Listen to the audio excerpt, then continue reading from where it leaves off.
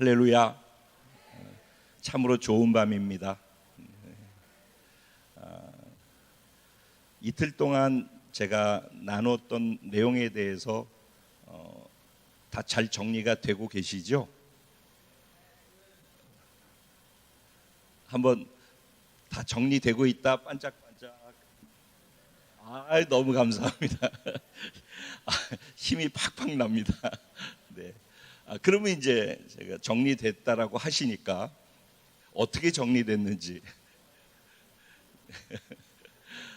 첫째 날에 가장 중요한 건 무엇일까요? 무엇이었을까요?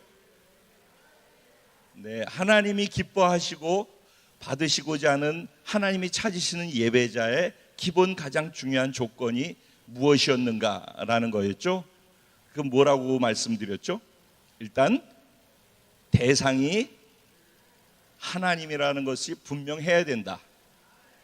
그리고 두 번째는 그 하나님, 내가 예배하는 대상인 하나님을 잘 알아야 된다. 그래서 내가 아는 하나님은 어떤 하나님인가라는 것을 잘 나눠봤었죠. 그러면 그 하나님을 내가 인정하고 고백하고 그 하나님 앞에서 표현하고 반응하는 것이 다 예배다. 근데 하나님은 영이시기 때문에 보이지 않죠. 근데 하나님은 영이시기 때문에 어디에나 계시죠. 하나님은 어디에나 계셔요. 근데 어디에나 계신 하나님을 내가 영이신 하나님 보이지 않는데 여기 계시다라고 인식할 수 있는 자들은 누구죠? 하나님의 자녀, 구원받은 하나님의 자녀, 영이 살아나서 하나님의 영으로 새로 거듭난 자들이죠. 그래서 우리는 보이진 않지만 여기 하나님이 충만하게 계시다라는 걸 믿을 수 있는 거예요. 그래서 영이신 하나님께 하나님의 자녀가 돼서 우리가 영으로서 예배할 수 있게 되는 것이죠. 그리고 또 하나는 우리의 마음 중심으로 진심을 다해서 그 하나님께 예배하는 것이 중요하다라고 말씀드렸죠.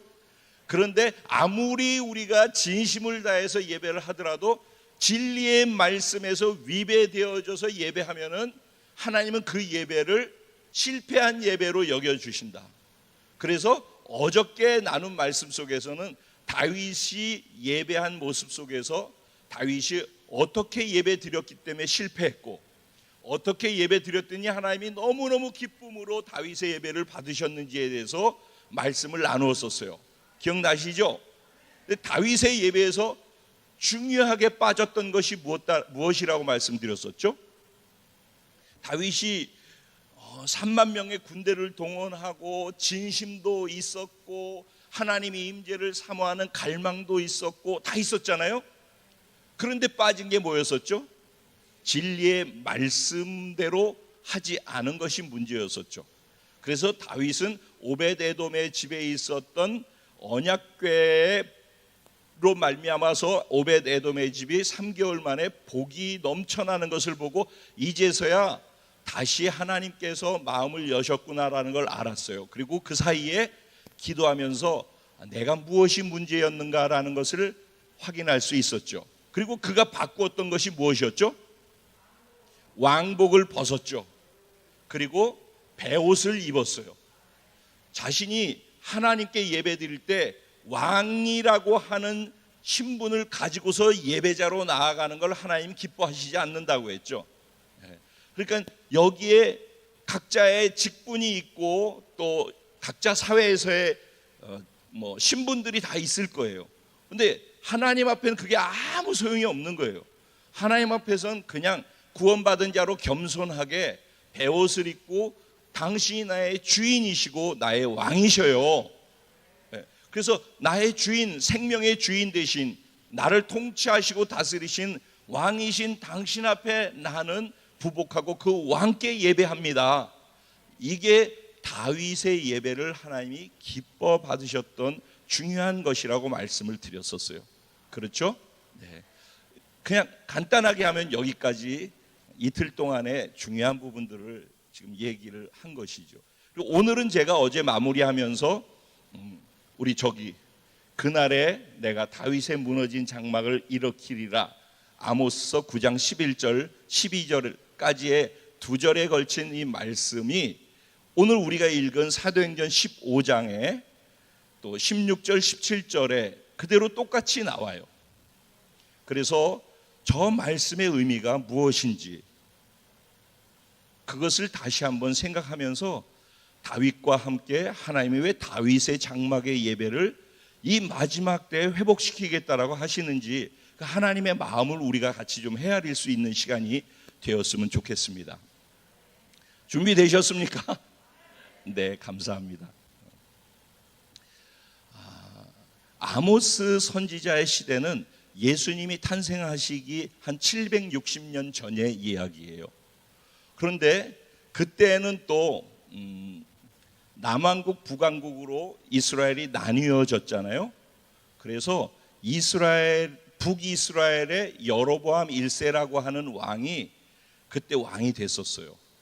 그래서 그때로부터 시작해서 여로보암 2세까지 이렇게 가는 동안에 한 200년 가까이 되어지는 시간 동안 나라가 나뉘어진 가운데에서 하나님께서 선지자들을 계속해서 보내서 너희들이 성전에서 예배하는 예배를 이렇게 드리면은 나라가 망한다. 예배 드리는 방법을 바꿔야 된다. 너희의 예배의 형식은 좋은데 그 형식 안에 담겨 있는 너의 마음이 나에게 향해 있지 아니하고 다른 곳에 있는 것에 대해서 하나님 계속해서 지적하셨어요. 근데 그러면 이 나라가 남북으로 나뉘어지기 이전에 통일 왕국으로 있을 때 이스라엘의 세 번째 왕이 누구였죠? 솔로몬 왕이었었어요. 그렇죠? 솔로몬 왕 때 하나님께서 다윗에게 허락하지 않은 성전을 짓도록 허락해 주셨어요. 그래서 솔로몬 성전이 지어졌죠. 이 솔로몬 성전에 다윗의 장막에 있던 언약궤가 솔로몬 성전으로 옮겨오게 되어져요. 그렇죠?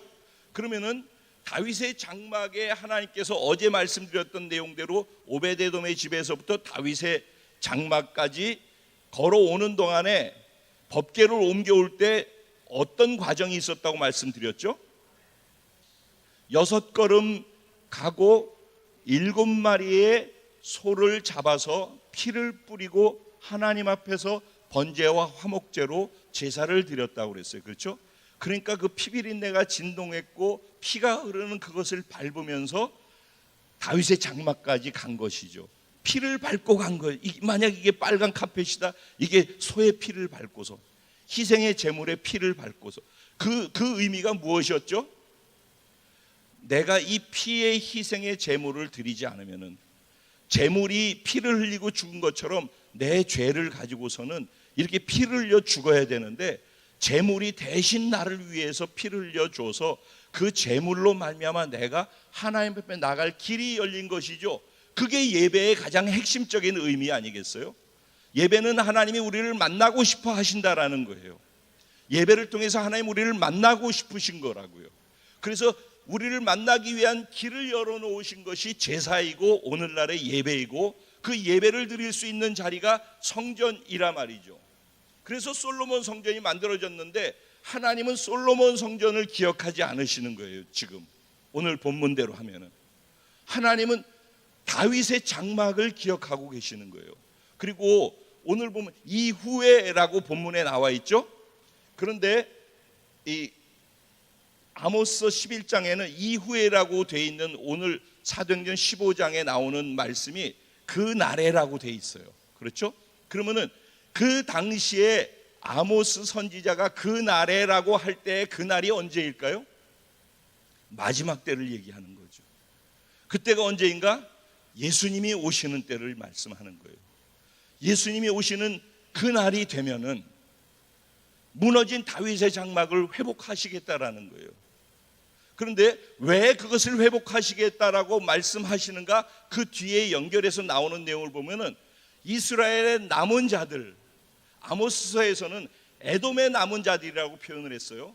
그리고 오늘 사도행전에서는 이스라엘의 남은 자들과 유대인의 남은 자들과 그리고 누구요?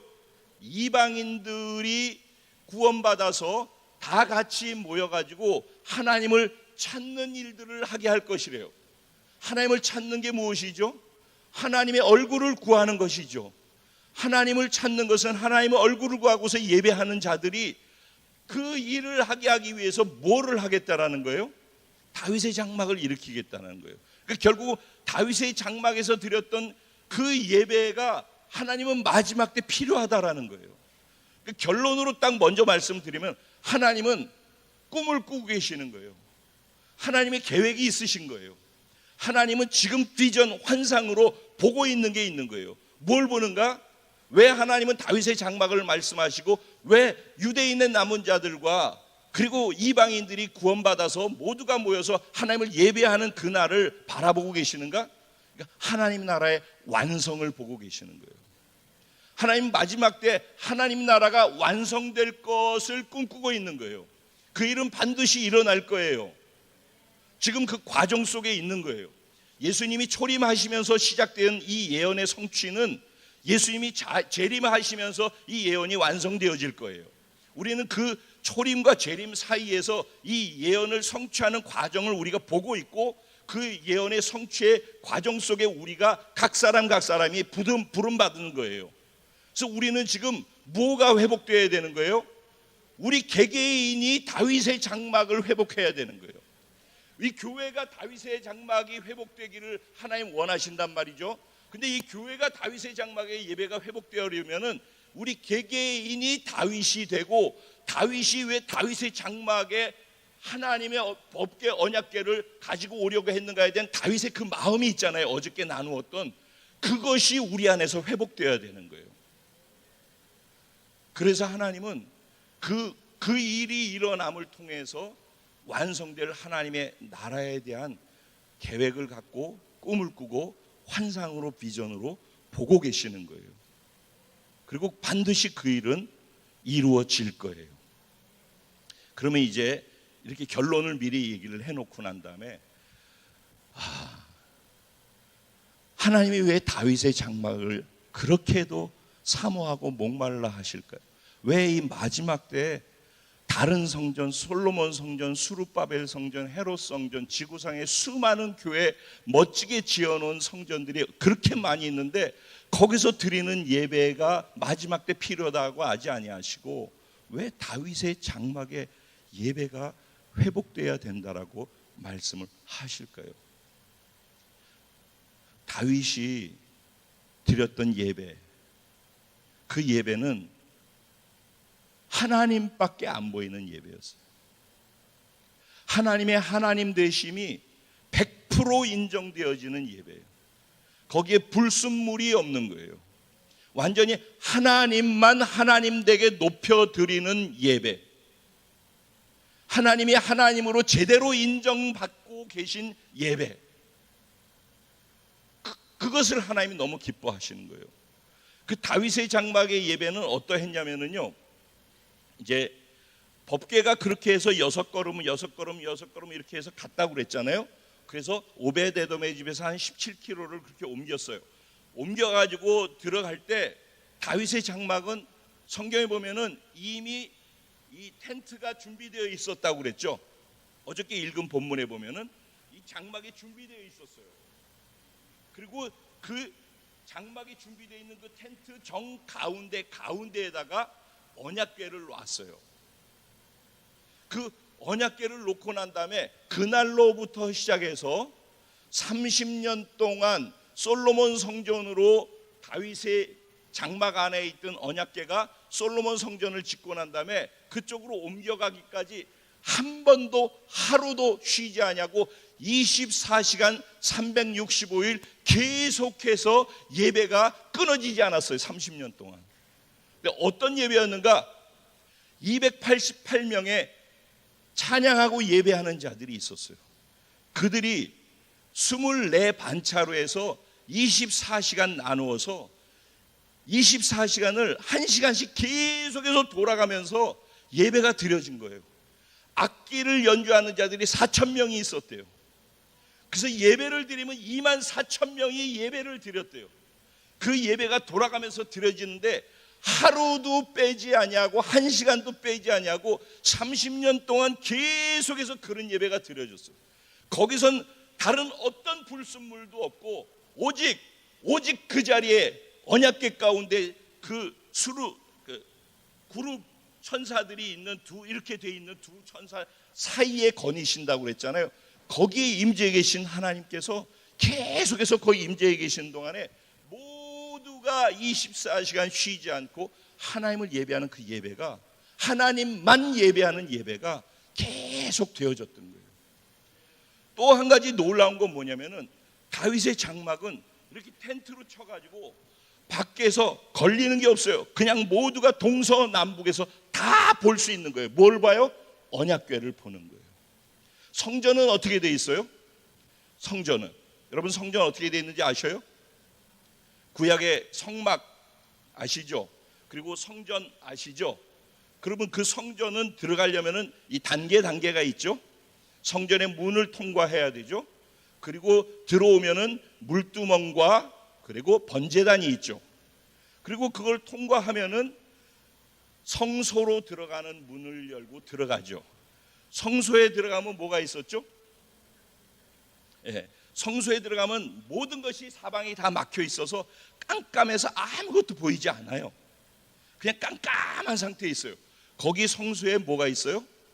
7 촛대, 그리고 기름이 부어져 가지고 거기에서 불이 붙어 있는데 꺼지지 않아요. 그건 끄면 안 되는 거죠. 계속해서 불이 붙어 가지고 계속해서 이 7 촛대에서 빛이 발해지고 있죠.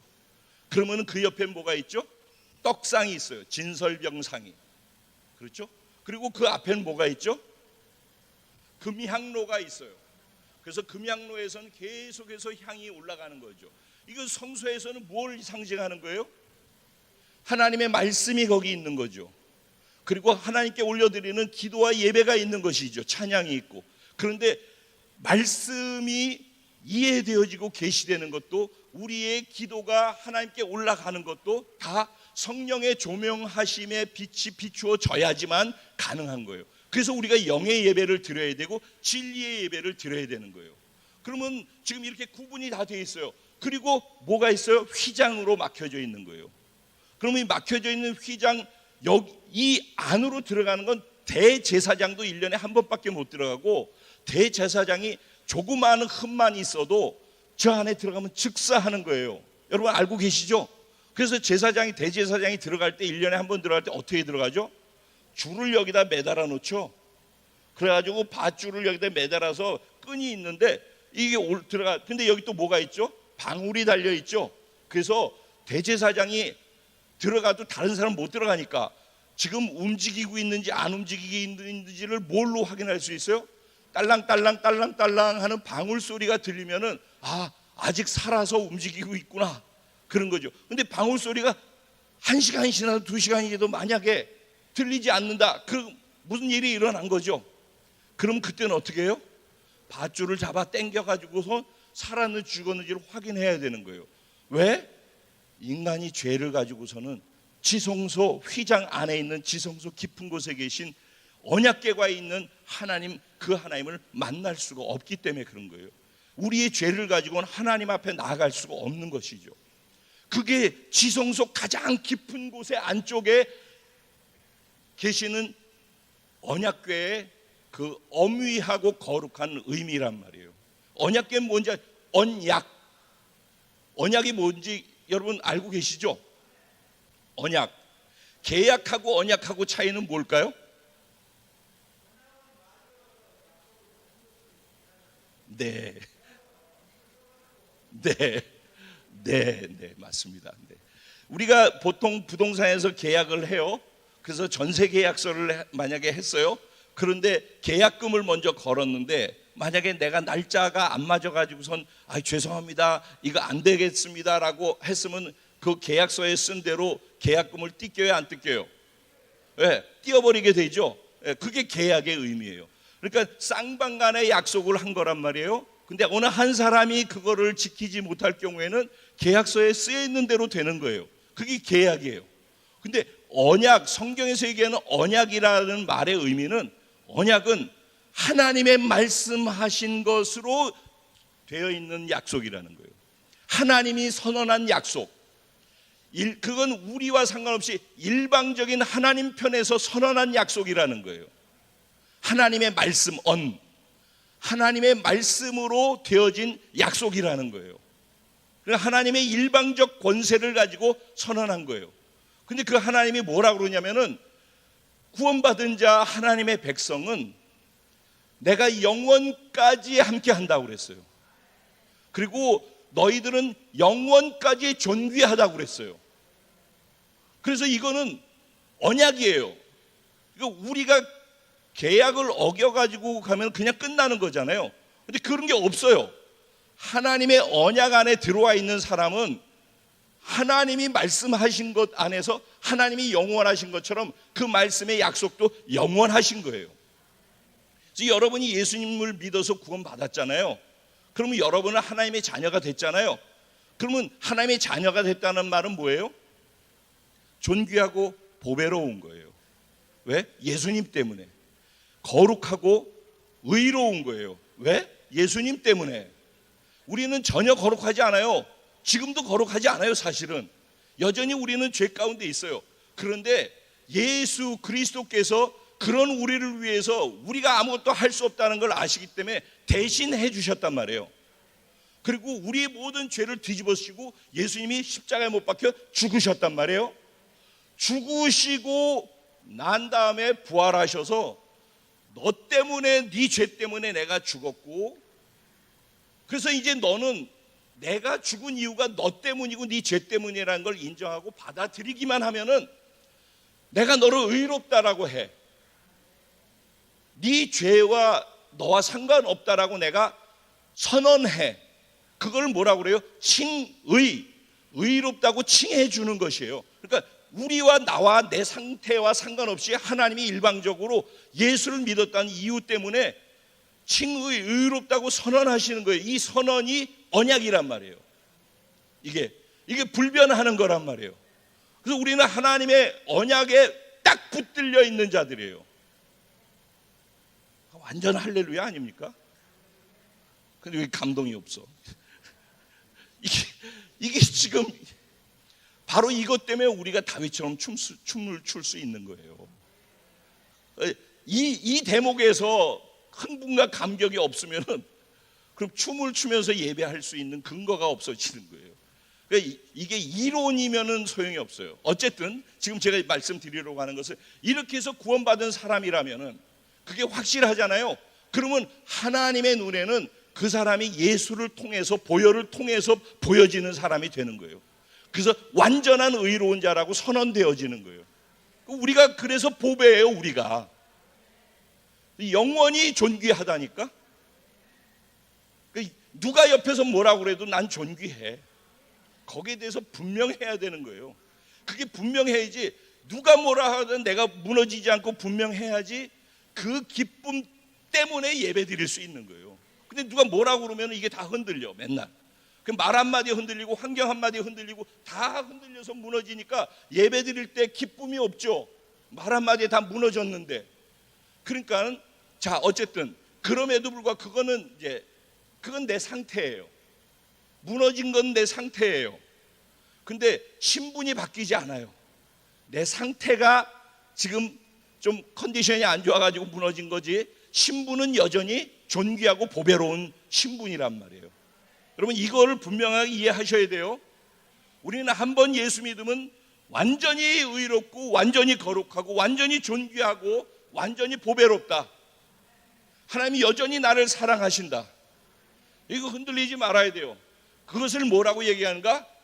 구원받은 사람, 복음을 받아들인 사람들에게 주어지는 신분이에요. 이 신분은 존재적으로 선언되어진 거예요. 이 신분을 붙잡고 우리가 하나님 앞에 나아가는 거란 말이에요. 그러니까 이게 믿어지는 사람은 이 신분을 갖고 하나님께 예배하는 거예요. 그런데 우리가 상태가 안 좋아요. 그러면은 이 신분을 가지고 있어도 내 상태가 컨디션이 안 좋으면은 이 신분과 상태가 거리감이 있겠죠. 그러죠? 내 상태가 아니니까 아니라고 자꾸 생각하게 된단 말이에요. 그러니까 처져가지고 예배를 못 드리게 된단 말이에요. 그래서 어떻게 이 신분, 이 존재와 이 상태가 일치되어질 수 있게 되는가 하는 게 우리의 신앙의 성숙인 거예요. 그래서 우리가 신앙이 자라고 성숙돼야 되는 이유가 그것 때문인 거예요. 왜 이게 또 중요하냐면요, 이게 예배에 그대로 영향을 미치기 때문에 그래요. 개인의 신앙의 성숙은요, 예배에 그대로 영향을 미쳐요. 아무리 좋은 예배를 드리고 좋은 말씀이 있고 아무리 멋있고 정말 뛰어난 예배팀이 예배를 이끌고 그러더라도요, 내가 신앙의 성숙이 어디까지 가 있는가에 따라서 내가 그 자리에서 그 시간에 드려진 예배가 거기까지 되는 거예요. 근데 다윗의 예배는 정점에서 하나님이 가장 기뻐하시는 예배라고요. 거기가 하나님이 우리들이 거기까지 가기 바라시는 예배자들의 가장 정점의 상태예요. 신분과 상태가 하나 되어져 있는. 근데 좀 이따가 이제 얘기를 하겠지만 왜 이 상태가 되기를, 우리가 성숙되어져서 이 자리까지 가는 예배자가 되기를 왜 하나님이 마지막 때 그렇게도 원하시는가에 대한 얘기를 이따가 할게요. 근데 우리가 신앙생활 하다 보면요, 제가 지난번에 대조동 순복음교회 가서 말씀을 전할 때는 자기의 정체성과, 제가 쓴 표현이 이거였어요. 자기의 정체성과 예배의 깊이와는 비례한다. 이 말 이해되셔요? 정체성이란 말의 뜻은 아시죠? 내가 나를 뭐라고 인식하고 있는가 하는 거예요. 나는 누구인가? 라고 할 때 누구시죠? 저는 서울순복음교회 전도사입니다. 그게 나인가? 그럼 그게 나인 거예요. 그러면 그 나로 사는 거예요. 누구시죠? 저는 어머니 장로님입니다. 라면 그게 나인 거예요. 그렇죠? 근데 만약에 또 누구시죠? 저는 기업의 사장입니다. 그게 나인 거예요. 근데 만약에 이 기업이 무너져서 사장직에서 물러나게 되면은 그 나는 없어지겠네. 그럼 그 나는 어디로 갔어요? 그래서 이 세상에서 우리가 갖고 있는 세상이 얘기하고 있는 그 정체성 안에 있으면은 내 예배가 정체성에 따라 흔들린다는 얘기예요. 근데 원래 우리는 예수 믿는 순간에 세상의 것들을 십자가에 못 박고 하나님이 주인이고 왕이 되셔서 하나님의 존귀한 자녀가 됐다라는 것이 우리의 정체성 아니에요? 이 정체성을 가지면은 이거는 흔들릴 일이 없어요. 사실은 세상에서 뭐가 뒤집어지고 어떻게 되도록 이 정체성은 늘 뚜렷한 거란 말이에요. 그래서 이 자녀된 정체성과 신분을 가지고 하나님께 예배하는 거예요. 그런데 이제 이 하나님의 자녀라는 정체성에서 좀 더 나아가면은요, 하나님의 백성이라는 정체성을 갖고 살아가게 되어져요. 그럼 자녀는 늘 받기만 하면 되잖아요. 근데 백성은 뭐예요? 이제 좀 성숙됐다라는 얘기예요. 그래서 19살 넘어가지고 투표권도 생기고 군대도 가고, 그러면 자기 권리도 있지만은 의무가 무엇인지도 알고 나라에서 법을 정해준 것을 따라서 지키려고 하기도 하고 세금도 내기도 하고 이런 일들이 일어난단 말이죠. 그러니까 좀 성숙되어진 거죠.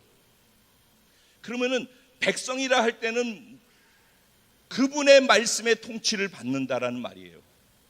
그러니까 자녀는 받기만 하면 되는 때가 있어요. 그럼 받기만 하는 때에 정체성을 갖고 예배하는 거예요. 근데 받기만 하다가 안 주면은 삐지잖아요. 시험 들고. 그러면 그것이 내 예배에 영향을 미친단 말이에요. 그런데 이제 좀 성숙되어져서 백성이 돼가지고 하나님의 말씀을 기준으로 해서 말씀의 통치를 받고 말씀의 법을 지키면서 살아가는 사람이 되면은 좀 더 다른 신앙생활을 하게 되어지는 거예요. 하나님의 통제도 받을 줄 알고.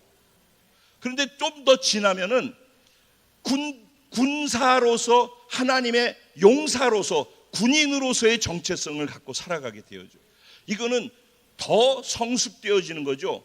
그래서 군대 훈련을 받고 자기를 철저하게 지키고 철저하게 자기를 통제하고 말씀에 절대 복종하고 그렇게 하는 훈련을 받는단 말이에요.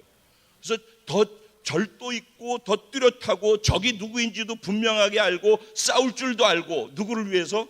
하나님의 나라를 위해서 싸울 줄 아는 군대로 일어서게 된단 말이에요. 그러면 그런 군대가 돼서 하나님의 여기 왕이 임재해 계시고 하나님 군사령관이 여기 계시다라고 할 때 그것을 인식하면서 드리는 예배, 그런 예배자들의 예배는 또 다른 거예요, 여러분. 이 정체성에 따라서 예배는 자꾸 달라진다. 예배의 깊이도 반응도 다 달라지게 돼 있는 거예요. 그 다음에 또 뭐가 있을까요? 우리는 예수님의 신부예요. 하나님께서 우리를 향하여서 내가 남편이다라고 고백을 하시기도 하셨어요. 교회는 예수님의 신부라고 하기도 하셨어요. 우리 예수 믿은 우리들 다 예수님이 신부들이에요. 우리가 교회예요. 저와 여러분이 개인이 다 교회라는 거 믿으십니까? 예, 우리가 교회예요. 그리고 우리가 예수님의 신부예요. 그러면 신부가 신랑과 사랑에 빠져서 신랑을 흠모하고 사랑하고 신랑과 함께 있고 싶고 신랑을 목말라고 그냥 우리 집에 있는 신랑 신부들 말고 진짜 내 사랑, 완벽하게 내가 사랑하는, 나를 완전히 사랑에 빠지게 만든 그 신랑이 예수님이란 말이에요. 그런데 내 정체성이 그냥 자녀에서, 백성에서, 군사에서 신부의 정체성을 갖고 예배를 드린다 그러면은 이게 바로 다윗이 지금 드리는 언약궤를 갈망하고 그와 함께 있고 싶고 모든 대가를 다 쏟아서 지불해서 당신이 나의 유일한 가치입니다. 내 전부를 다 쏟아드려도 아깝지 않은 당신입니다. 어제 말씀이 다 그거 아니었어요, 그렇죠? 그게 신부의 정체성을 가졌을 때 그런 거예요. 다윗은 바로 신부의 정체성을 갖고 하나님을 신랑으로서 목말라하고 사모함 속에 있었단 말이에요. 그런데 이게 이제 지금 이 정체성의 깊이에 따라서 예배의 깊이가 달라질 수 있다라는 것 지금 말씀드렸잖아요. 그거를 이제 또 구약으로 가가지고 시편 100편에 보면은 시편 100편 내용 한번 보실래요? 여러분들께서 그냥 성경이 있으시니까 시편 100편 한번 펴보셔요.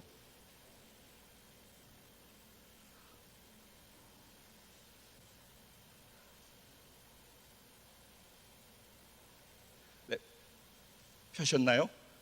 1절은 뭐라고 되어 있죠?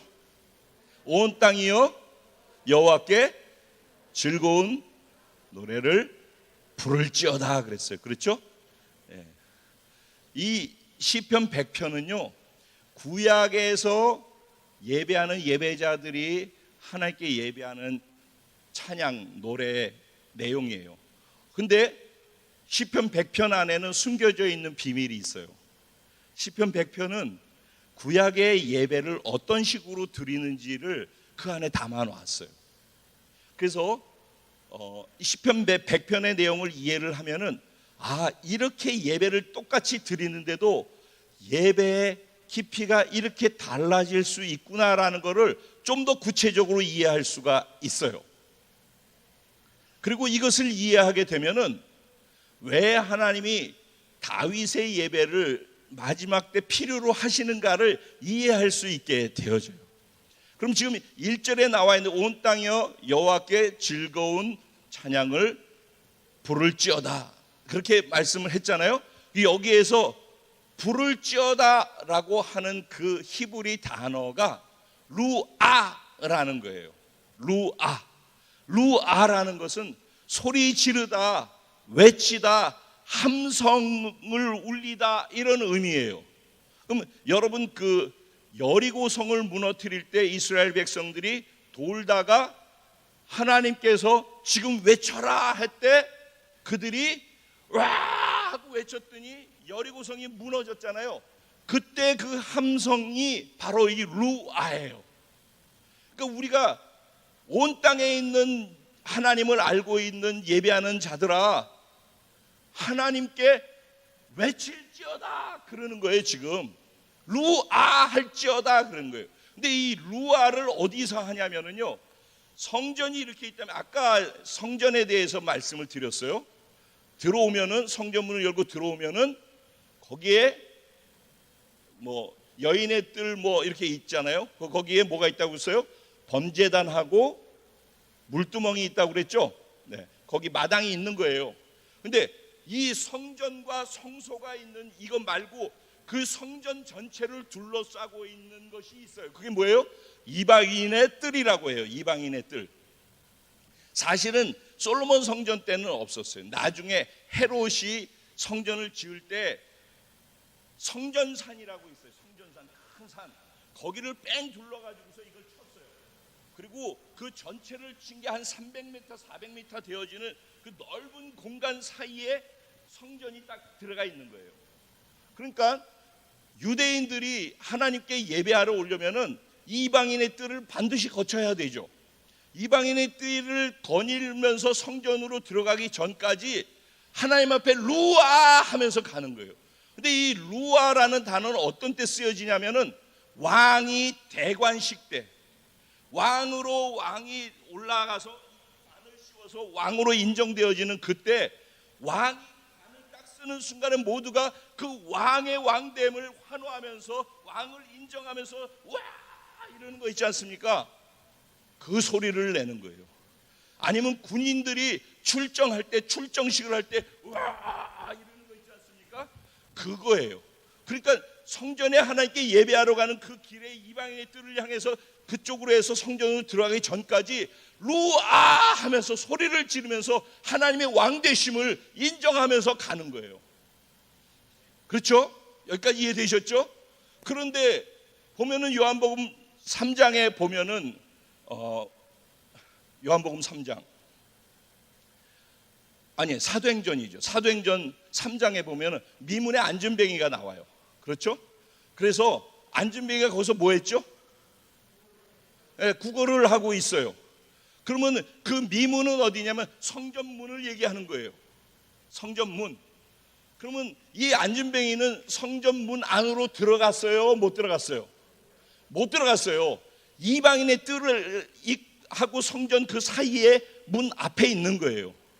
그러니까 이방인의 뜰에서 소리를 지르면서 이렇게 가는 가운데에서 그들이 소리를 지를 수 있는 것은 무엇 때문인가 하면은 나의 필요를 채우시는, 자기 필요한 것들을 채워주는 것. 그것 하러 예배드리러 와서 그것 때문에 예배드리고 그것 되면은 좋고 그것 안 되면 마음 상하고 그게 그 이방인의 뜰까지의 루아로서 할 수 있는 과정이에요. 자, 그리고 두 번째, 그것을 할 때 그래서 우리가 하나님을 알아야 된다라고 그랬잖아요. 예배하는 자가 하나님을 알아야 된다고 그랬어요. 근데 여기서도 본문에도 하나님을 알지어다라는 말이 나와요. 그렇죠? 2절과 3절에 보면 그 내용 나오는 거 보이시죠?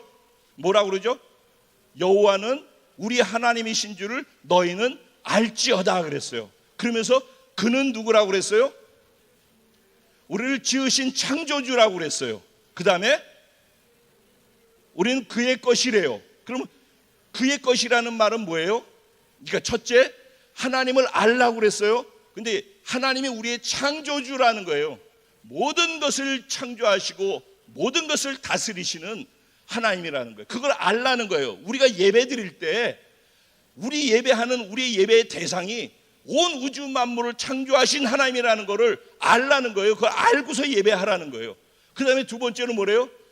우리는 그의 소유래요. 그의 소유, 그의 것이래요. 그러면 그가 우리의 주인이라는 얘기예요. 어제도 주인에 대한 말씀 드렸죠. 구원받았다는 말은 주인이 바뀌었다는 말이라고. 그분이 우리의 주인이시라는 거예요. 그 세 번째 뭐라고 그래요?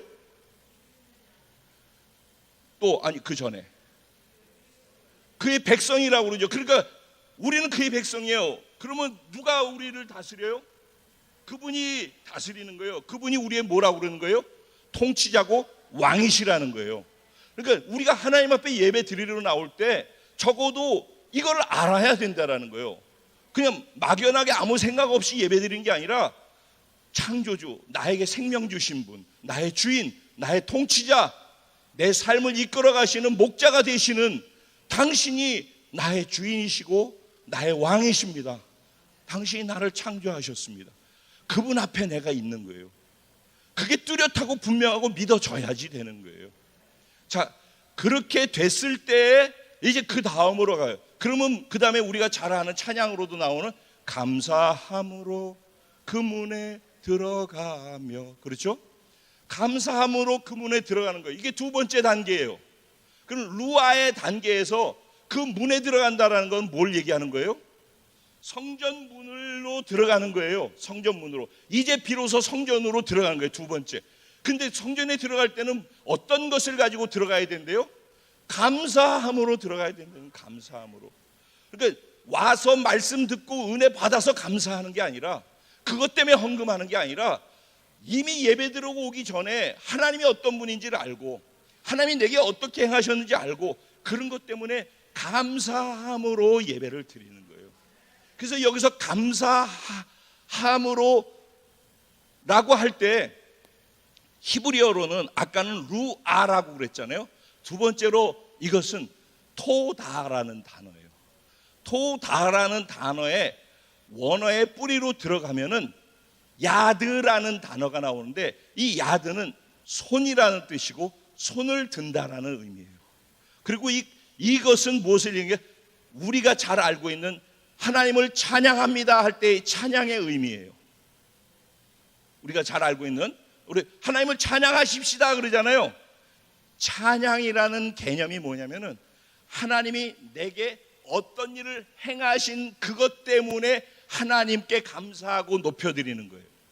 하나님이 내게 구원을 주셨어요. 치료를 해주셨어요. 기도에 응답해 주셨어요. 문제를 해결해 주셨어요. 하나님이 내게 뭔가를 해주셨단 말이에요.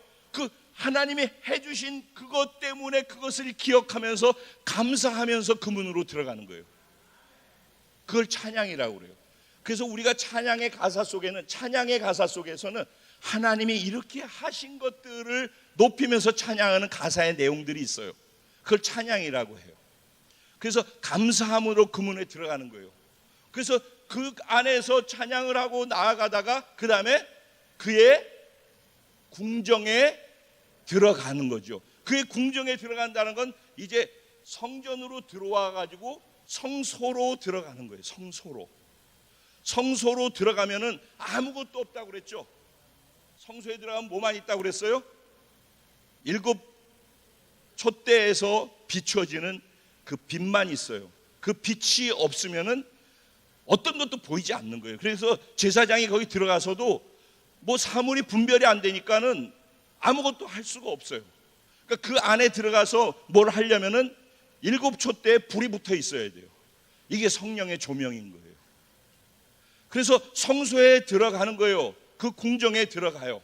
그 궁정에 들어가서 말씀, 진설병상의 말씀의 떡을 먹는 거예요.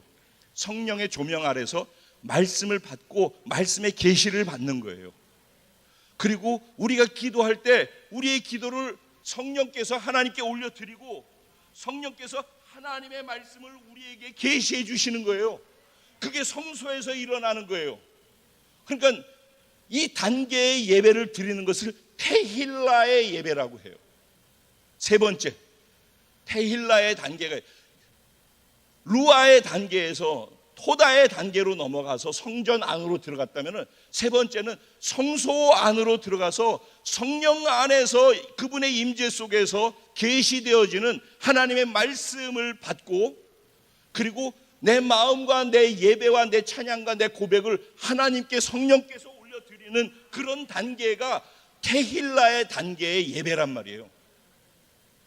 그 예배가 지나면은 지성소까지 휘장이 안으로 들어가잖아요. 그러면 이제 이 테일라의 단계의 특징을 한 가지 말씀드리고, 이 테일라의 단계는요, 하나님이 나한테 뭘 해주셔서 찬양하고 하나님 뭘 어떻게 하기 때문에 하나님 대단하셔요. 이게 이제 앞에 토다의 단계라 한다면은 이 단계는 성소 안에서 드리는 이 단계는, 테일라 단계는 경배의 차원이에요. 그래서 찬양과 경배가 다른 거예요, 여러분. 같은 게 아니에요. 경배의 의미에는 뭐가 있냐면은 하나님의 하나님 되심, 하나님의 존재 그 자체, 하나님의 성품, 인격 그 자체, 그냥 하나님 되심 그 자체, 그것 때문에 하나님을 높이는 거예요. 나한테 뭘 해주고 안 해주고 이런 게 아니라 그냥 그분을 내가 아는 거예요. 그분의 성품을 아는 거예요. 그래서 맨 밑에 5절에 보면 뭐가 나와요? 여호와는 선하시고 인자하시니.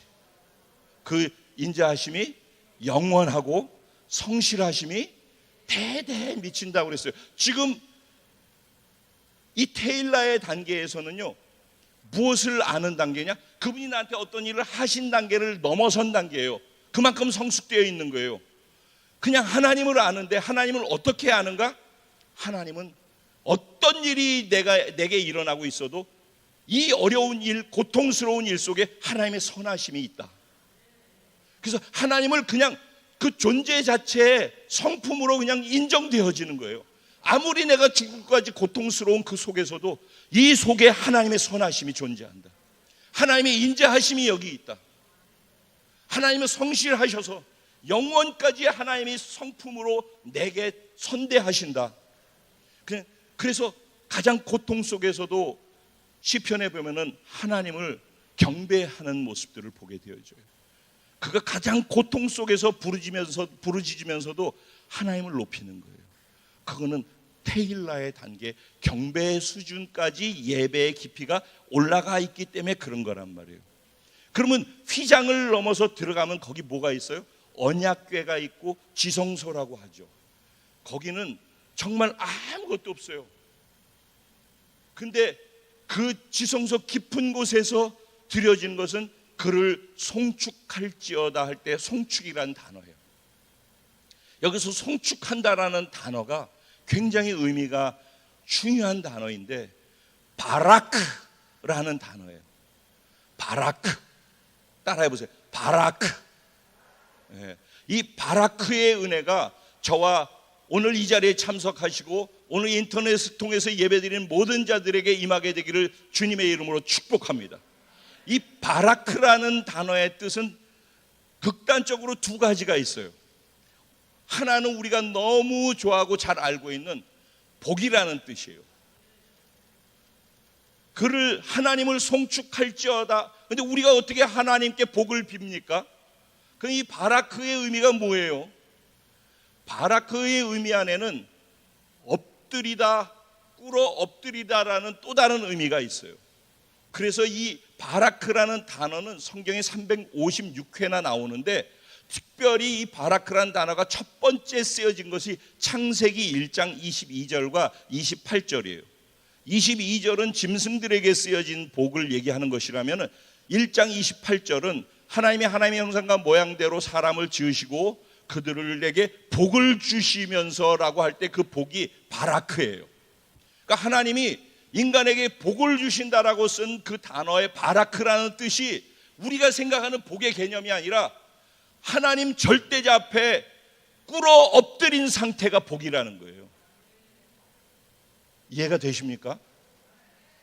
우리는 복이 어디서 뚝 떨어진다라고 생각하는데 그게 아니라 하나님 앞에 하나님을 하나님으로 알고 인정해 드려서 그분 앞에 무릎을 꿇을 수밖에 없고 엎드릴 수밖에 없는 그렇게 하나님을 아는 자들에게 그 상태로 엎드려 있는 상태가 복이라는 거예요.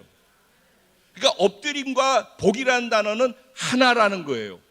전혀 다른 의미이지만은 우리가 엎드림의 상태, 가장 꿇어 엎드려서 낮아져서 내가 부인되어지고 아무것도 없고 하나님만 있는 상태가 되어졌을 때가 복이란 말이에요. 그래서 하나님은 지성소 가장 깊은 곳에서 우리가 드리는 예배에서 바라크의 단계가 돼서 나는 없고 언약궤에 그분의 말씀만 내게 있는 거예요. 비로소 그때 하나님의 말씀이 나와 하나 되어져 있는 거예요. 그 상태를 얘기하는 거예요. 이게 누구의 상태였다고요? 다윗의 예배의 모습에 담겨 있는 것이라는 거예요. 그래서 하나님이 이렇게 예배하는 다윗의 모습을 보고 하나님이 다윗은 내 마음에 합한 자라. 하나님 마음과 다윗의 마음이 같다라는 거예요. 어떻게 하나님의 마음과 다윗의 마음이 같을 수 있죠? 다윗이 하나님 앞에 자기가 부인되어져서 엎드려서 죽은 자같이 되어질 때 하나님의 말씀이 자기 안에서 살아 역동하는 거예요. 사실 아까 제가 존재와 상태에 대해서 말씀을 드렸습니다. 우리가 예수 믿으면 우리의 존재는, 신분은 완전한 존재예요. 우리는 빛이 되려고 노력하는 자들이 아니에요. 너희는 세상의 빛이다. 이미 빛이란 말이에요. 우리의 신분은, 존재 자체는 시작할 때 완전한 자로 시작하는 거예요. 우리는 사람에서 노력해가지고 하나님의 자녀로 되어져 가려고 몸부림치는 사람이 아니에요. 예수를 믿는 순간에 한순간에 하나님의 자녀가 되어진 자란 말이에요. 이게 너무 중요한 거예요. 여러분, 신앙생활하면서 우리는 노력해서 하나님의 자녀가 되어지는 게 아니에요. 하나님이 예수 그리스도를 믿는 우리의 믿음을 보시고 은혜로, 선물로 그냥 하나님의 자녀가 되게 선포하셨다고요. 그래서 우리는 완전한 하나님의 자녀예요. 그냥 그 자체가 하나님이 빛이시고 예수가 빛으로 이 땅에 오신 것처럼 그 예수를 믿는 자들은 우리가 빛이라고. 그래서 일단 내가 어떤 존재인지에 대해서 알아야 된단 말이에요. 그래서 자기 정체성이 분명해야지 그 정체성에 걸맞게 하나님 이것 주세요, 저것 주세요, 그거 하지 말라는 얘기가 아니에요. 하나님은 우리의 필요를 다 알고 계셔요, 사실은. 그리고 일용할 양식을 구하라고 하셨어요. 그러니까 그거 해야 돼요. 그거 하지 말라는 얘기가 아니라 그럼에도 불구하고 하나님 우리를 다 아셔요. 그럼 우리는 그것을 걱정하면서 시간을 보내는 자들이 아니라 이런 존재가 되었기 때문에 이런 존재로서 빛을 발하고 사는 우리로서 살아내는 것이 중요하단 말이에요. 그러니까 그런 신분이 주어졌다고 하는데 그 신분을 내가 인정하고 믿느냐는 거예요. 그러면 그래서 하나님께서는 아는 것과 믿는 것에 우리가 하나 돼야 된다라고 하는 거예요. 그래서 지식적으로 하나님을 알아야 돼요. 근데 우리의 믿음을 통해서 그 지식으로 가지고 있는 하나님을 경험하기 시작한다고요. 믿는 만큼씩 경험의 영역이 커져가는 거예요. 경험이 커져가는 만큼 예배 드릴 때 내 정체성이 경험되어진 것 안에서 자꾸 하나님을 향해서 커져가게 돼 있어요. 성숙되어져 간단 말입니다. 지식으로 알아서 성숙이 되는 게 아니에요. 하나님을 믿으면서 경험되어지는 것이 커져가면서 성숙이 되어지는 거란 말이에요. 물론 그것도 하나님의 은혜가 임해야 돼요. 그렇지만 우리 의지가 굉장히 중요한 거예요. 우리가 하나님을 갈망해야 되는 거예요. 이런 존재라고 하는데 그렇게 살지 못하는 나에 대해서 안타까워만 하고 있을 것이 아니라 이런 존재라고 믿으니까 하나님 내가 이렇게 살겠습니다라고 하고 내가 그렇게 삶을 걸어가야 하는 거예요. 그럴 때 아무것도 보이는 것 없고 잡히는 것 없고 귀에 들리는 거 없어도 걸어가면은 그 믿음을 사용하셔서 내 믿은 대로 될지어다, 내 믿은 대로 될지어다. 그래서 믿음을 경험하게 되는 거예요. 경험한 것이 나를 뜨겁게 하죠. 그러니까 먼저는 찬양이 나오는 거예요. 나에게 이런 것을 경험을 시켜주신 살아계신 하나님, 그래서 찬양을 하면서 감사하면서 하나님 당신은 대단하셔요. 그런데 그렇게 하다가 하나님을 알아가는 것이 깊어지는 것이죠. 그냥 하나님 존재를 이해하게 되어지고 그분의 절대적인 성품을 알게 되어지는 단계로 올라가게 되어지면은 그러면 외풍의 영향을 받지 않는 거예요. 하나님께 영향을 받는 거예요. 그러면서 그 하나님하고 점점 깊어지는 거죠. 그러면서 성소 속에서 말씀에만 영향을 받고 기도하면서 하나님하고 교제하는 그런 테일라의 단계, 경배의 단계로 들어가게 되는 거예요. 근데 이것도 더 나중 되면은요, 하나님밖에 안 보이는 거예요. 내가 없는 거예요.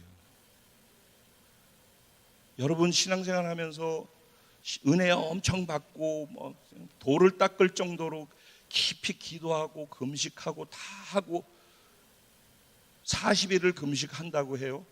그러면 그 금식의 효과가 얼마 갈 것 같아요? 우리는요, 하나님의 예수 믿어서 의롭다고 하니까 의롭게 된 것이지 내가 여전히 죄인이에요. 우리 안에 선한 게 한 개도 없어요.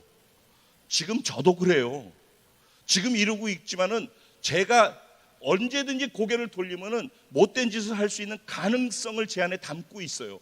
그래서 늘 겸손해야 되고, 그래서 늘 지금 잘하는 것을 의지하지 않고 늘 이런 나를 부인하고 살아계신 하나님이 도움 없이는 나는 한 걸음도 예수 그리스도의 모습을 드러낼 수가 없습니다라는 자기를 늘 볼 수 있어야지. 이게 깊어져 있는 사람, 정말 자기 안에 선한 게 없고 수많은 반복해서 하나님의 은혜로 실패하고 또 다시 일어서게 하는 것을 반복하는 사람은 그것을 즐기고 죄를 즐기는 것이 아니라 이제는 그런 절망스러운 자기를 보면서 그렇게 하는 걸 두려워할 줄 알게 되는 거예요. 그래서 겸손하라고 해서 겸손해지는 것이 아니라 그냥 아무것도 할 수 없는 존재가 되는 거예요. 그때 그분의 말씀 앞에서 그냥 부복하는 거예요. 나는 없고 그분만 있는 상태가 되는 거예요. 그때 연합됐다라고 선언하는 것이 아니라 그 연합 없이는 살 수 없는 존재이기 때문에 내가 그리스도와 함께 십자가에 못 박혔나니 그런즉 이제는 내가 사는 게 아니라 내 안에 그리스도께서 사신 것이라. 여기에서 그리스도와 함께잖아요. 함께 죽었고 함께 부활한 거라니까. 이미 연합은 존재적으로 선언되어 있어요. 그런데 상태적으로 우리의 믿음이 자라야지만 연합을 내가 스스로 찾아 들어갈 수가 있어요. 그런데 내가 절망이라는 것을 모르면은 예수 믿을 때 절망이라서 예수를 믿었어도 신앙생활 하면서는 여전히 나로 살고 내 열심으로 살고 내 능력으로 살고 내 학교 디그리 갖고 살고 다 그렇게 자기 능력으로 산다고요. 그러니까는 그러고서 신앙생활하는 게 신앙생활 아니에요. 그게 그러면 깊어지기가 어려워요. 여전히 나는 아무것도 할 게 없는 존재다.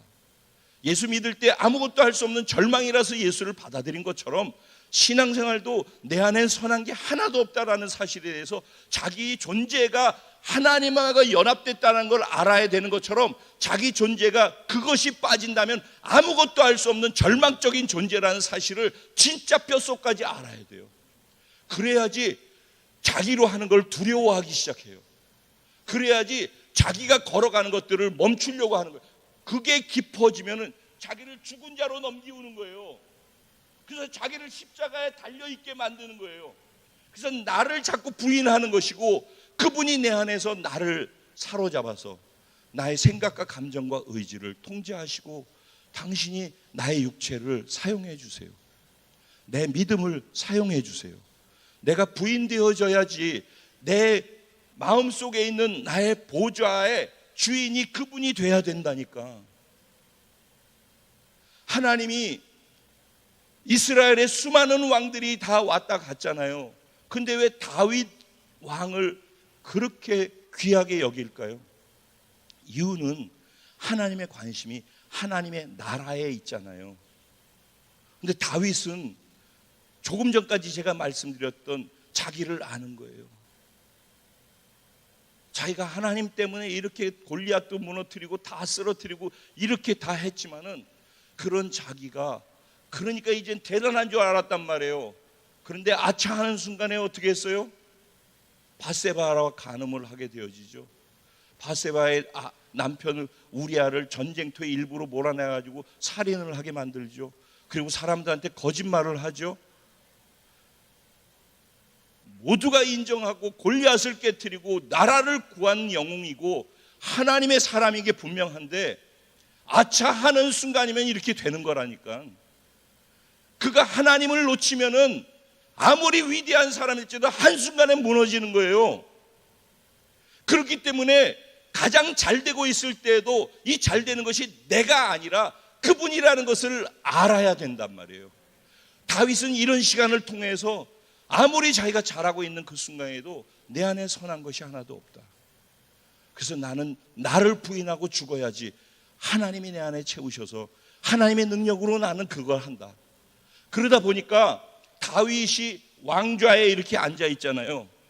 근데 다윗의 보좌에 누가 앉아 있어요? 하나님이 왕으로 계신 거예요. 그래서 다윗이 왕의 옷을 입고 예배를 드렸을 때는 모든 것이 다 있었는데 실패했다고 그랬잖아요. 근데 그 왕의 옷을 벗고 하나님을 왕으로 인정하는 예배를 드렸을 때 하나님이 그 예배를 기쁘게 받으셨고 그것이 한 걸음 한 걸음 한 걸음 돼서 다윗의 장막까지 되어졌단 말이에요. 그곳에서 30년 동안 그 다윗의 순전한 마음으로 하나님만을 높이는 예배가 계속 되어졌다니까요. 그러다 솔로몬 성전이 세워지면서 이 언약궤가 다윗의 장막에서 솔로몬의 성전으로 가서 하나님의 임재가 가득 찼었어요. 그런데 솔로몬도 그러다가 이방 여인을 만나고 이렇게 하면서 계속해서 이방신이 들어오고 백성들이 우상 섬기게 만들고 그러면서 언약궤는 여기 있을 때 언약에서 벗어나기 시작하니까 하나님이 그 언약궤에 계시지만 작동하시지 않으시는 거죠.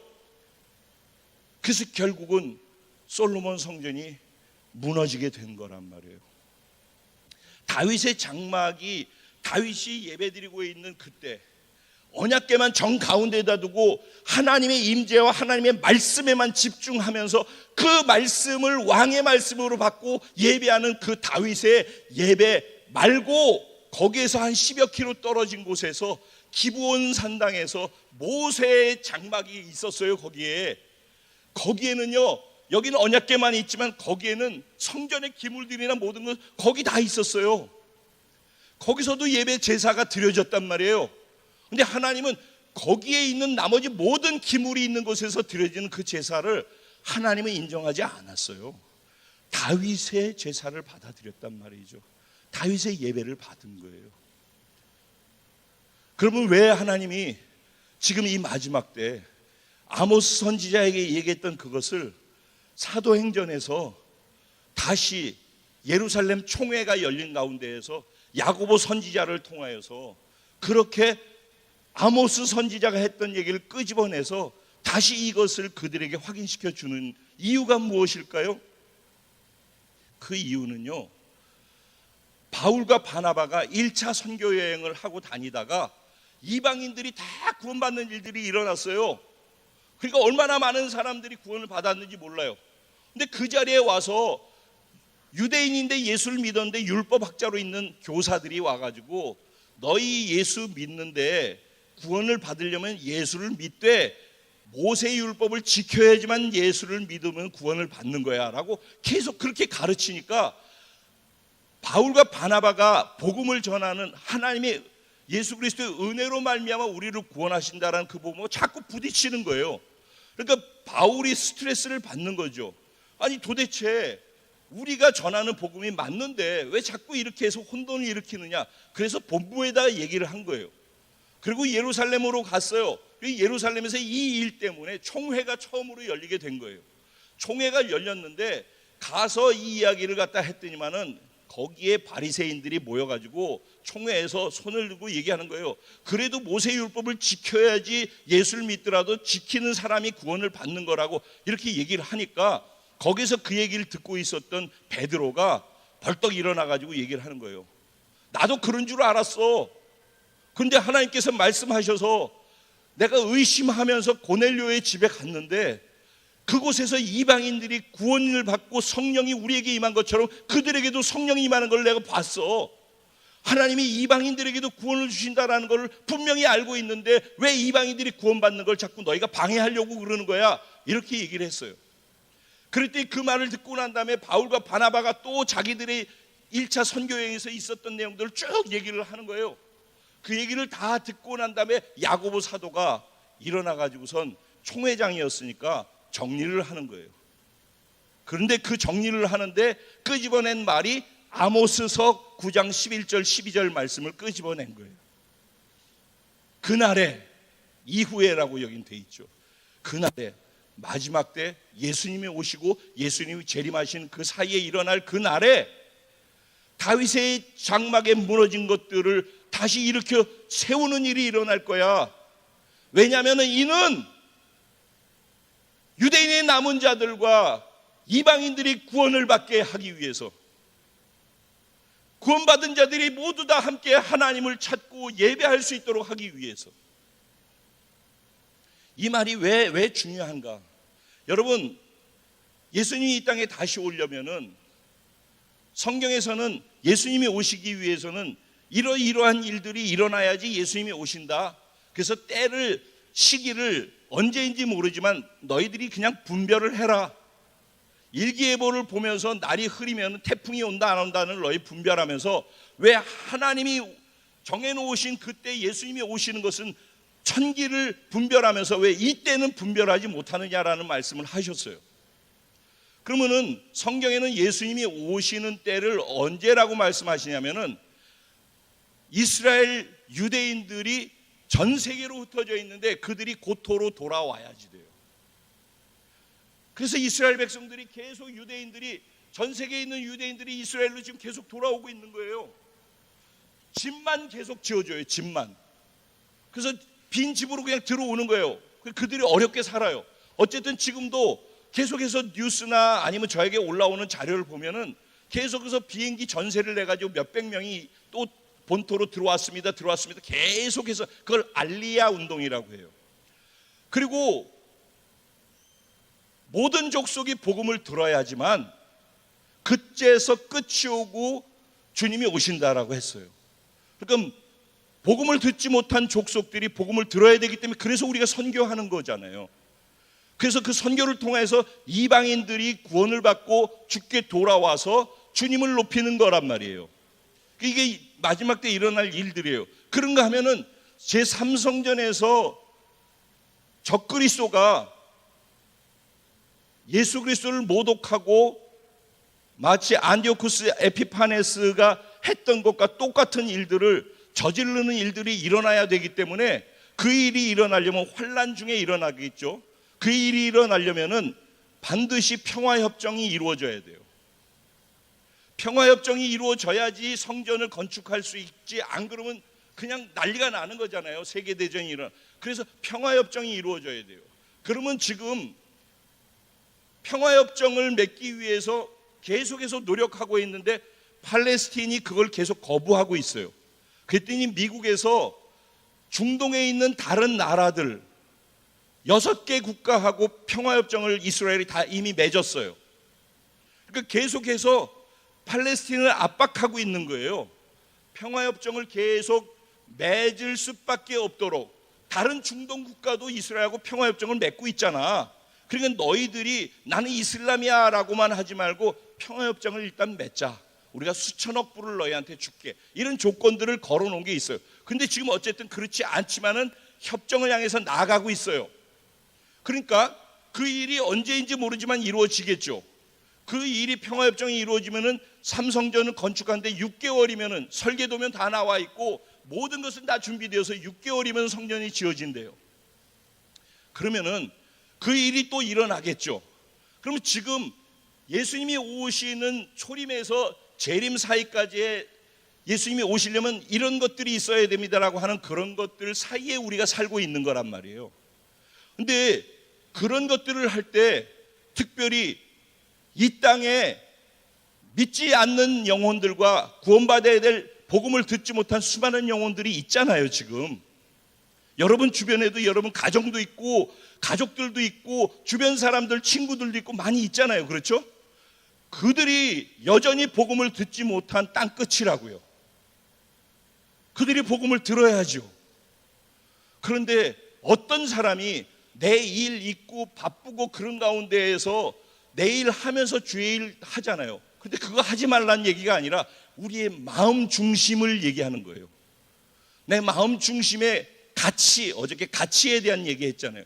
내 삶의 가치가 하나님이 가치 있게 여기는 것과 하나님을 가치로 두고 살고 있는지, 아니면은 하나님 좋은데 하나님 여기다 두고 내가 가치 있는 것도 여기 있고, 그러면 이게 에너지나 열정이 나뉘어지지 않겠습니까?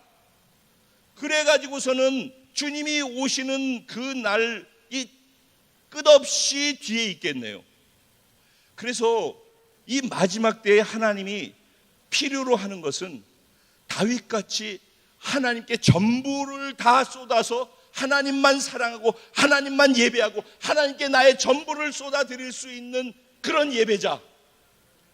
다윗의 장막에서 하나님을 예배했던 그 다윗이 오늘 저와 여러분 한 사람 한 사람으로 부활하길 원하는 거예요. 그런 사람들이 마지막 때 주님 오실 길을 준비하는 그 하나님의 가치를 자기의 가치로 두고 그것 때문에 살아가는 사람들이 될 수 있단 말이에요. 그래서 왜 아모스 선지자가 한 얘기를 이방인의 구원을 얘기를 하면서 이 얘기하고 연결해서 왜 하필이면 다윗의 장막의 예배가 회복되어야 된다고 하셨는가라는 하나님의 마음, 하나님이 가지고 있는 꿈, 하나님이 보고 있는 비전, 그것을 회복된 예배자들에게 공유하고 싶은 거란 말이에요. 우리의 예배는 어디에 있냐는 거예요. 루아의 예배인가요? 이방인의 뜰까지만 와가지고 나 필요한 것을 채워주는 그것으로 만족하고서, 그리고 똑같이 예배 장소에서 똑같이 예배를 드리는데 그거 하다가 가시는 분 계셔요. 성전까지 들어와서 하나님 나한테 이런 거 해주셔서 너무 감사해요, 감사해요 찬양하면서 예배 드리다가 성전까지 왔다 가시는 분 계셔요. 그런가 하면은 그냥 그 하나님 자체, 존재 자체, 그분의 성품 자체를 내가 알게 되어졌기 때문에 다른 어떤 것에 영향받지 않고 그분의 선하심과 그분의 인자하심과 그분의 성실하심과 그분의 영원하신 그 자체 때문에 그냥 그분을 높일 줄 아는 그런 예배자들로 자라가기를 원하시고, 그렇게 들어온 자들이 성소에서 말씀을 먹고 성령의 계시를 받고 그가 하는 기도가 하나님께 올려드려지고 그가 하는 찬양과 고백이 올려드려지게 되어지는 예배자가 되는 거예요. 그게 테힐라의 단계라는 거예요. 그런가 하면은 완전히 자기를 부인하는 단계, 완전히 그분의 말씀 앞에 엎드려진 단계, 내가 내 의지를 가지고 움직이는 것 자체가 그게 고통이고 절망이라는 걸 알아서 하나님 당신이 나의 주인이십니다, 당신이 나의 왕이십니다, 나는 없고 당신이 나를 통치하십니다. 이게 다윗의 상태였단 말이에요. 그게 하나님과 다윗이 연합되어 있는 하나님 마음에 합한 자였단 말이에요. 그렇기 때문에 다윗이 통일 왕국으로 이스라엘을 다스렸지만은 다윗이 하나님의 다스림을 받았기 때문에 다윗이 통일왕국에 있었던 그때가 가장 이스라엘이 찬란했던 때가 바로 그때였던 거예요. 왜냐하면 그때는 다윗이 왕이었지만 하나님이 이스라엘을 통치하는 왕이셨기 때문에 그래요. 그게 이스라엘을 샘플로 해서 저와 여러분의 삶도 똑같다고요. 나의 개인의 삶 속에 나의 왕이 그분이 돼서 내 왕을 예배할 줄 알고, 나는 죽은 자고 왕의 말씀이 살아서 내게서 하나 되어서서 움직일 수 있는 자들, 그것이 하나님이 찾으시는 다윗의 장막이 허물어진 것이 다시 일으켜 세워지는 그 간절한 소원, 하나님의 꿈을 실현하는 자들이라는 것입니다. 이번 전체 주제가 심령 부흥의 다윗 같은 예배자를 세우기 위함이라고 그랬죠. 그래서 저 주제를 제가 충실히 따라가 보려고 많이 기도하면서 하나님 앞에 무릎 꿇고 있었어요. 사실 거의 방에서 안 나오고 계속 기도하면서 하나님 저를 써주셔요. 이 공동체, 이 소중한 교회, 우리 목사님, 원로 목사님도 계시지만 목사님의 눈물과 땀과 헌신과 기도가 있었기 때문에 지금 어제도 여기 다니다 보니까 공원이 이렇게 조성된 너무 감사하고 좋은 거예요. 막 제일 같은 거예요. 와, 교회가 너무 좋다, 이 주변 환경이 너무 좋아졌다, 얼마나 좋네. 그랬더니 어떤 분이 이러시더라고요. 원로 목사님이 탁월한 성경 지명을 갖고 자리를 여기 하셔서 말씀해 주셨어요. 그렇죠. 이렇게 세워진 교회예요. 여기는 여러분의 눈물과 땀과 기도가 다 있는 것이에요. 이 교회는 대한민국의 소망이에요. 기독교 대한 하나님의 성회의 소망이에요. 여러분들이 솔선수범해서 다윗이 백성들 앞에서 먼저 뛰고 예배하는 참다운 예배자가 되었을 때 온 이스라엘 백성들이 하나의 통일이 되어졌던 것처럼 여러분 한 사람 한 사람들이 그런 다윗이 돼서 먼저 솔선수범해서 움직이면 여기 전체가 뭐 몇 명이 있나요? 100명이 있나요? 몇 명이 있나요? 여러분들이 이 교회 중심축이에요. 여러분이 이 교회 10의 1조입니다.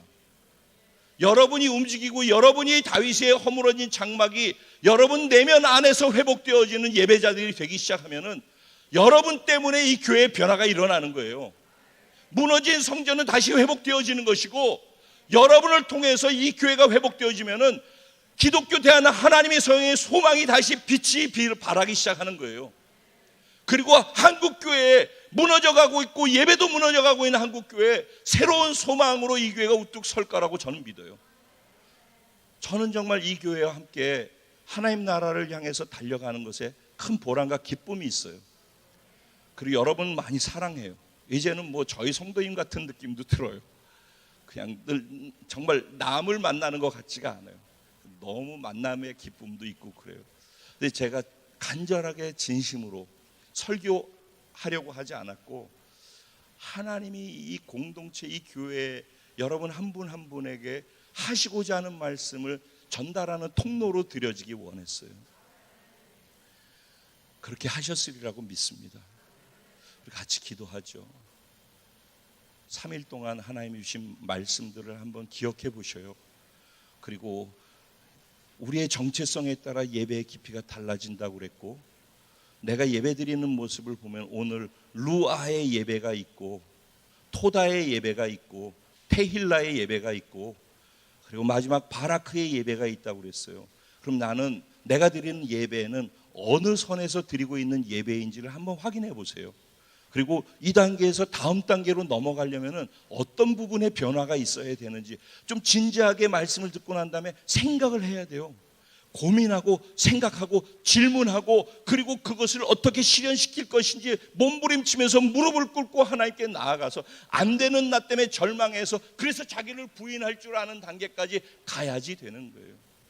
우리 주님의 이름을 3번 부르고, 하나님 나를 긍휼히 여겨주시고 다윗과 같은 예배자로서 회복되어지는 은혜가 오늘 마지막 날 끝날에 우리에게 성령의 기름 부음과 함께 부어지게 하여 주시옵소서. 우리 주님의 이름을 간절히 3번 부르고 함께 기도하며 하나님께 나아가겠습니다. 기도드리겠습니다. 주여, 주여.